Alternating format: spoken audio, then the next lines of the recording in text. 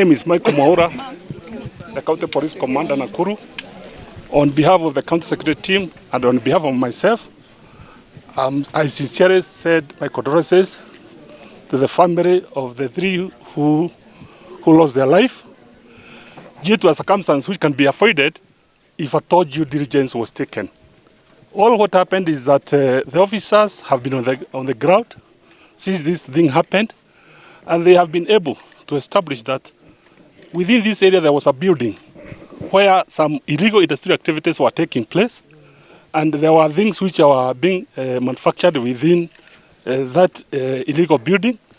Those were methylated spirit, sanitizer, and some blaze which is being used as an oil for cooking.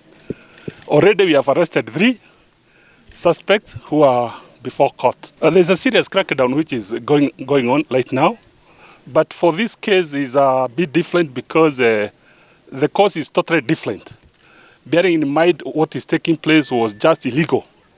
It's just illegal industrial activity which was taking place within a building. And it happened that one of the victims, who is the deceased, was seen or was sighted by members of the public within that area, carrying a content which we do believe he used it with his colleagues, and unfortunately it happened to make their life to be lost. Okay, fine. On the side of security, we have been able to assemble all security personnel, and we have briefed them on what they are supposed to do, especially during this time of festivities, and bearing in mind even the Prophet Uhuru will be within our area, and even after the new year. Therefore, mine is to reassure Kenyans that for those who have gone countryside to be with their families, the houses which they are going to leave behind will be well protected. Officers will intensify patrols, and even the visibility of the police colors and the service colors will be seen all over. Let me say it's very unfortunate if such an incident is occurring, and within our service standing order, no officer, and let me repeat it, no officer should engage him or herself on any corruption activity. Let me take this opportunity first to caution all drivers who are using our roads to be very cautious in the way they drive their vehicles. One, drivers should not indulge themselves in alcohol, because we have officers who will check their alcohol level. 2, they should control speed. They should take care of the speed limits, because we shall be having officers with gadgets which will be checking the speed limits.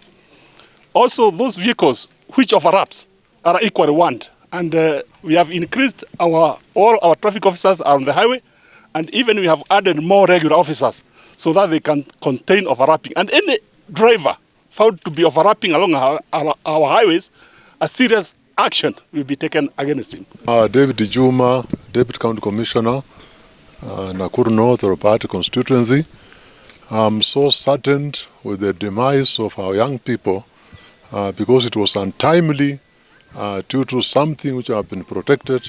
But generally what we have done, we have noted that this young man, one of them, actually got hold of an industrial product, most likely methanol, and he mixed it up and drank with his fellow colleagues, leading to their demise. And the measures we have taken are very stern, that one, we shall not allow people to produce or to manufacture products in our areas which are not actually certified by KEPS and even KRA. And we are also very much vigilant to ensure that we do not have such a people in our vicinities. Because it was very interesting that this person was actually operating in our area without our information. But it's good that they have been apprehended and we have known the cause of the death. So stern action will be taken in court to ensure that our young people do not take such industrial product, because this was not illicit brew, but it was just an industrial product.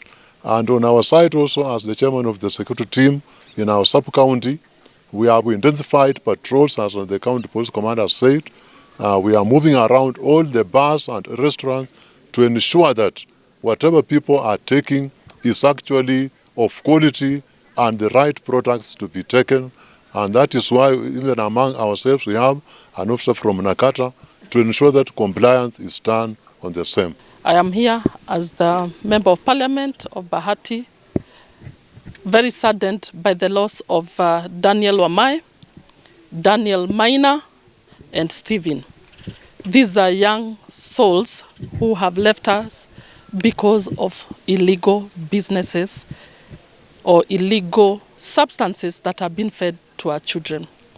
Mine first, let me convey my condolences to the family, Baba Wamai and Mama Wamai, who are here. You look at this photo, you will tell that this is a young child. Let me call them a child because this is like my child. So we want to convey my condolences. And foremost, let me say, the President of the Republic of Kenya has sent me with his condolences.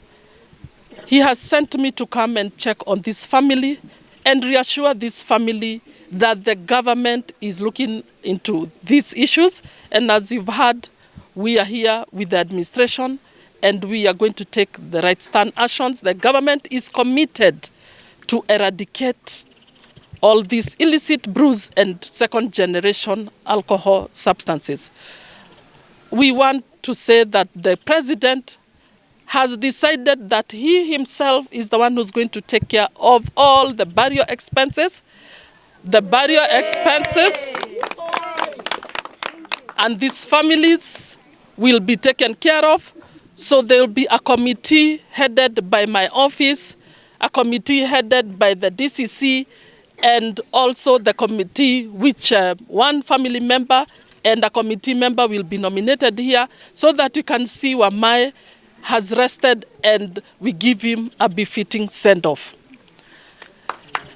Let me warn the people and try to tell these youngsters, not only youngsters, the people of Bahati, please let us ensure that this Christmas season we don't indulge with the wrong things. We must take care of what we are doing. Si lazima tujichunge. Lazima pia tuangalie tusikunywe zile pombe tafadhali. Lazima tuangalie na tuseme wale ambao wanaleta hizi pombe. Lazima sisi kama community, we must take it upon ourselves. Tuhakikishe tumetoa hawa watu. Tuhakikishe ya kwamba tumeambia polisi wale ambao wanauza hizi pombe haramu. Wale ambao wanauza hizi pombe ambazo zinaharibu watoto wetu. Na nitawaambia na nitawasihi hata pia wale ambao wanasafiri. Hata tukisafiri hapa, ninawaomba wacha madereva ambao wanaendesha hizi magari tafadhali, let us maintain road safety. Kwa sababu ni muhimu sana ili maisha yetu tuweze kufika na tusherehekee pamoja. Si ni kweli? Ninataka kuwaomba tafadhali na niwaambie ya kwamba serikali iko imara na imechunga kila kitu. Na yangu kama mjumbe wa hapa, umeona hawa vijana wetu wa hapa ambao ni marafiki zangu, ili tuweze kutoa hii maneno ambayo iko hapa kwetu, lazima na tumeamua tutawachukua shule. Lazima waende hizi courses. Serikali iko na maneno mingi sana ambayo inafanya. Kwa hivyo hawa vijana wangu hapa ambao wamebeba hii sign ya jobless corner, sasa ni wakati lazima muingie shule. Na mrembo lazima awasomeshe ili muweze kupata course ambayo inaweza wasaidia, ili tuweze kusaidia hawa vijana watoke katika hizi tabia ambazo wengine wetu ambao wanauza hizi wako na biashara ambazo zinataka kuharibu vijana. Lazima tuwakatae, lazima tukatae.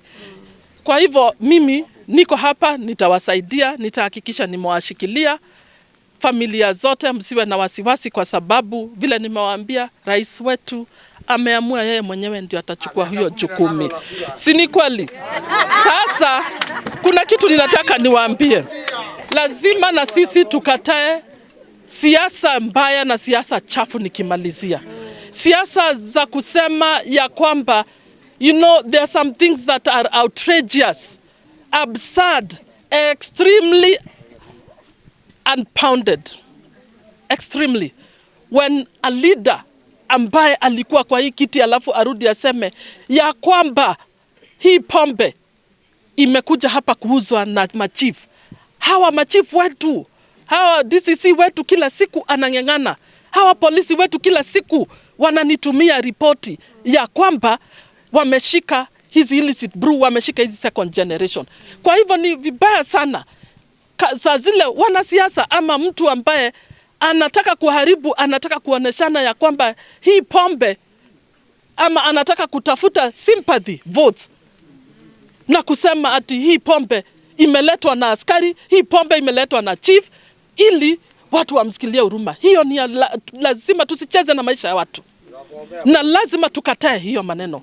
We have to refuse that. Na lazima serikali imeshikilia, na tuwezi sema ati Mount Kenya peke yake ndio iko na watu.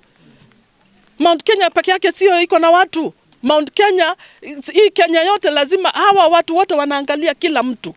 Na ningewaomba tafadhali msiingie kwa siasa ambazo za kuchafuliwa akili, za kuambiwa ya kwamba ati rais wetu ndio ametumana watoto wetu wauliwe. Rais wetu ako na maneno mingi sana ya kushikilia. Rais wetu ametushikilia.